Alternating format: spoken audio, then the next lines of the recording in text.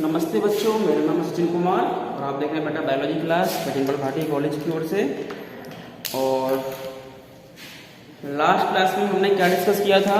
हम डिस्कस कर रहे थे बेटा आपके परिवार नियोजन की बहुत सारी विधि थी, जैसे कि प्राकृतिक विधि होती है कुछ, और कुछ कैसी थी आपकी बाधा विधि थी उसके बाद में, और बाधा के बाद में कुछ यांत्रिक विधियाँ थी। ठीक है, और यांत्रिक के बाद में आपने हार्मोन्स के द्वारा भी देख लिया कि किस तरीके से हम प्रेगनेंसी को अवॉइड कर सकते हैं, गर्भधारण को रोक सकते हैं, बचा सकते हैं। उसके अलावा हमने देखा था कि लास्ट में जो आपका सर्जिकल प्रोसेस होता है जिसे बोलते हैं बंध्याकरण, ठीक है ना, उसमें क्या होता है कि हम दो तरीके से कर सकते हैं, ट्यूबेक्टोमी और वेस्कोटोमी। वेस्कोटोमी क्या होता है? नर का होता है जिसमें जो टेस्ट या वृषण है, वृषण से जो एक नस जाती है ऊपर, जिसे वास्ट डिफरेंस कहा जाता है या शुक्रवाणी बोलते हैं, उसे काट के बांध देते हैं, जिससे कि जो शुक्राणु है वही ऊपर तक नहीं पहुंच पाते। ठीक है, ऐसी इसी प्रकार से ट्यूबेक्टोमी होती है जिसे आप महिला नसबंदी कहते हैं। उसमें क्या होता है, महिला के जो फैलोपियन ट्यूब से दोनों साइड में लेफ्ट राइट की दोनों को ही काट कर बांध दिया जाता है। ठीक है, उसके बाद में बेटा आज का टॉपिक है वो क्या है आपका चिकित्सीय सगर्भता समापन। देखो क्या नाम है इसका, ये आप देखेंगे बेटा टाइप कैसे नोट करना है आपको, मैं आपको पीपी भेज दूंगा, जैसे लिखेंगे चिकित्सीय सगर्भता समापन। समापन माने खत्म करना, ये तो पता ही होगा आपको, समापन समारोह खत्म समापन। इसका पूरा नाम है भैया मेडिकल टर्मिनेशन, समापन termination of pregnancy. Medical termination of pregnancy कहा जाता है। शॉर्ट में जो इसका यूज जो नाम है वो क्या है, एमटीपी।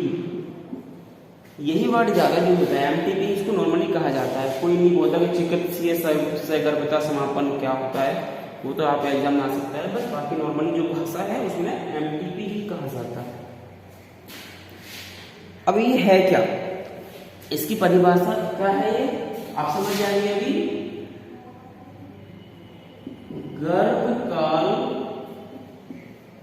पूर्ण होने से पूर्व, गर्भकाल पूर्ण होने से पूर्व, पूर्व माने पहले, गर्भकाल मतलब पेट में जो प्रेगनेंसी होती है तो 9 महीने की होती है, तो 9 महीने से पहले गर्भकाल पूर्ण होने से पूर्व स्वैच्छिक, स्वैच्छिक माने अपनी विधि से, अपनी इच्छा से, अपनी इच्छा क्या, किसकी, उस महिला की इच्छा जो कि गर्भ को रख रही है, जो गर्भवती है उसकी इच्छा। तो स्वैच्छिक समापन की प्रक्रिया गर्भकाल पूर्ण होने से पूर्व गर्भ की स्वैच्छिक, तो आप समझ पा रहे हैं स्वैच्छिक क्या चीज है, अपनी इच्छा से स्वैच्छिक समापन करने कराने की प्रक्रिया, होने की प्रक्रिया एमटीपी कहलाती है। यानी कि कोई भी मादा, कोई भी लेडीज 9 महीने से पहले अपनी इच्छा से अपने पेट में पल रहे बच्चे को गिरा देती है, और इस प्रक्रिया को मेडिकल टर्मिनेशन ऑफ प्रेगनेंसी या एमटीपी कहा जाता है। लेकिन यह कुछ खास केसों में ही हो सकता है। कौन से केसेस में हो सकता है खास? इसका देखो, इसका सबसे पहला केस क्या है कि इसका या तो नंबर 1 असुरक्षित यौन संबंध हो गए हो गलती से, ठीक है ना, ऐसे यौन संबंध हो गए, वो बच्चा नहीं चाह रहा है, कोई दंपति बच्चा नहीं चाह रहे हैं पैदा करना और वो गलती से हो गया, तो आप करा सकते हैं। दूसरा आपका बलात्कार इत्यादि के मामले में करा सकते हैं, बलात्कार हो, यौन शोषण जो होते हैं, इस मामले में एमटीपी करा सकते हैं लोग। तीसरा, अगर गर्भ में पल रहे बच्चे से बच्चे को कोई हानि हो या मां को हानि हो रही है तो हम करा सकते हैं।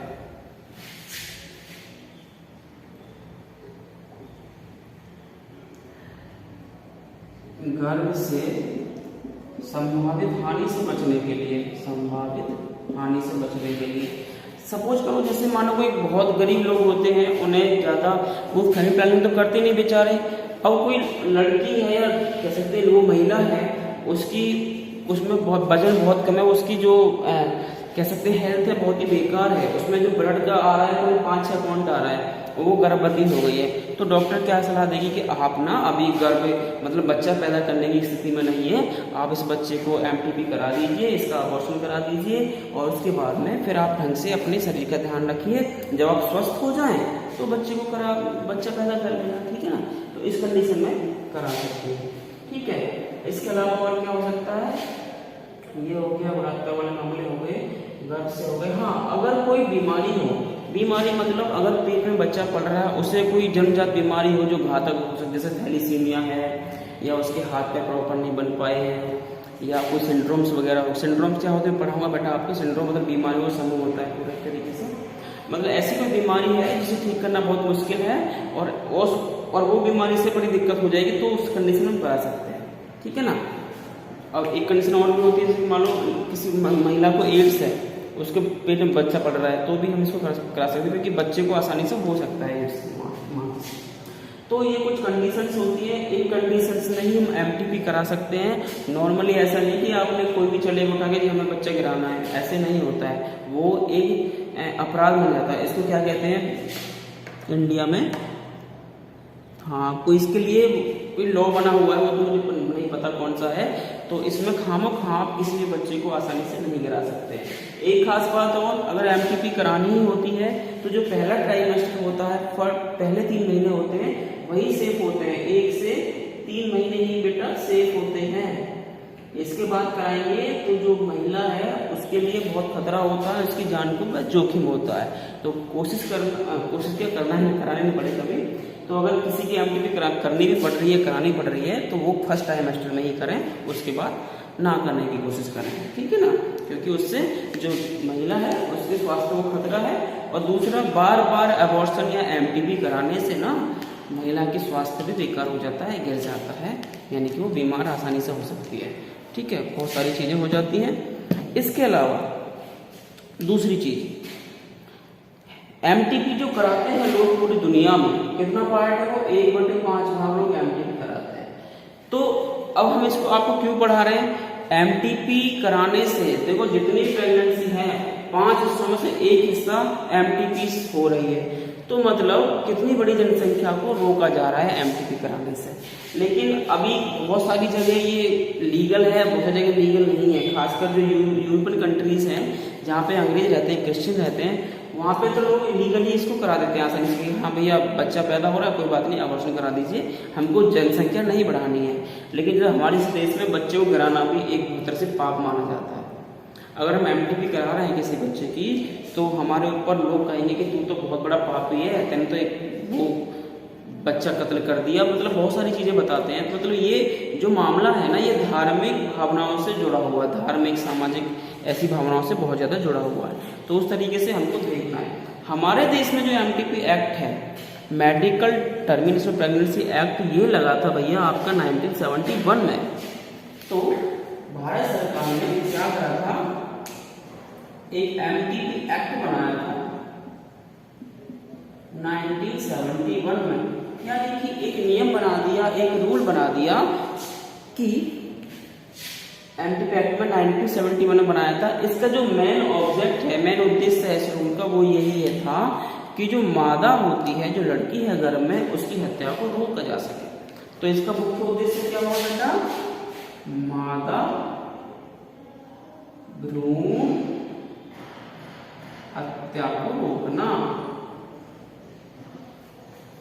क्योंकि क्या है कि हमारे यहाँ पे लड़कों की बहुत ज्यादा चाहत होती है इंडिया में, लड़की को अच्छा नहीं मानते लोग। अच्छा क्या है, आजकल लोग तो अच्छा मानते हैं कि हाँ बेटी अच्छा होती है, लेकिन जो माहौल है उस वजह से लोगों को डर लगता है, इसलिए वो चाहते हैं कि लड़की कम होनी चाहिए या ना ही हो तो अच्छा रहता है। तो मादा भ्रूण हत्या को रोकने का काम MTP एक्ट ने किया था, क्योंकि पिछले कुछ सालों में हरियाणा में 1000 में से कुल 600 कुछ लड़कियां ही होती थी, यानी कि लड़कियों की संख्या कम हो गई थी बहुत ज़्यादा।